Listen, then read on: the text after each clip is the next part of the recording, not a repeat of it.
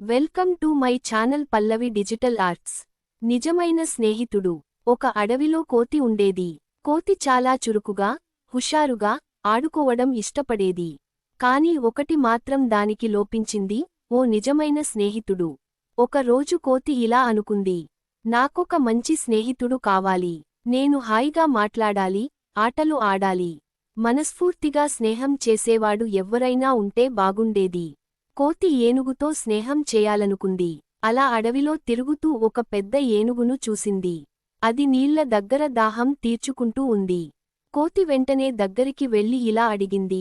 ఏనుగు అన్నా, నువ్వు నాకు స్నేహితుడు అవుతావా? మనం కలిసి ఆడుకుందాం. ఏనుగు చిన్నగా నవ్వి ఇలా అన్నది. ఓ చిన్న కోతి, నువ్వు ఎంత చిన్నదానివో చూడు. నేను చాలా పెద్దవాణ్ణి. నీవు నాతో ఆడలేవు. నన్ను క్షమించు. కోతి చిన్నగా బాధపడింది. కాని నిరుత్సాహపడకుండా ముందుకెళ్ళింది. కొద్దిసేపటికి ఒక పెద్ద మొసలిని చూసింది. అది నదిలో నిద్రిస్తున్నది. కోతి మరలా అడిగింది. మొసలి అన్నా, మనం స్నేహితులం కదా, కలిసి ఈదుదాం, ఆడుదాం. మొసలి అన్నది, నీకు నీటిలో ఈదటం కూడా రాదు. నీకు నేనెందుకు స్నేహితుడిని కావాలి? పక్కకు పో. ఇంకా కోతికి బాధ పెరిగింది. చివరగా నక్కని అడిగింది. నక్కా, నువ్వు నాతో స్నేహం చేస్తావా? మనం కలిసి వనంలో తిరుగుదాం. నక్క అలా చూసి హేళనగా నవ్వింది. కోతి, నువ్వు మాకంటే చాలా చిన్నదానివి. నీతో స్నేహం చేయడం నాకు పనికిరాదు.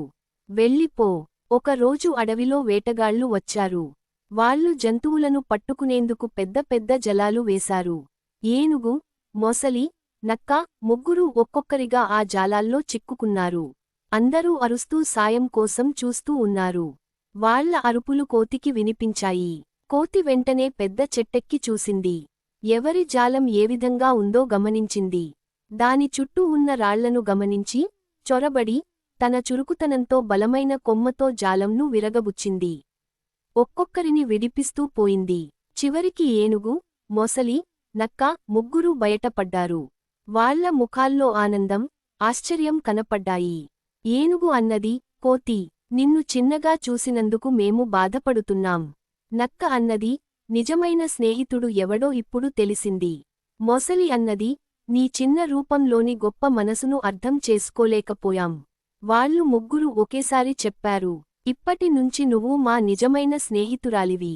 మనం ఎప్పటికీ స్నేహితులం. నీతి, ఒకరిని బయట రూపంతో కాకుండా, వారి గుణాలతో చూడాలి. చిన్నవాళ్లలో కూడా పెద్ద మనసు ఉండొచ్చు. నిజమైన స్నేహితులు శ్రమపడి తోడునిలిచే వాళ్ళు. Thank you so much for watching. Please like, share and subscribe.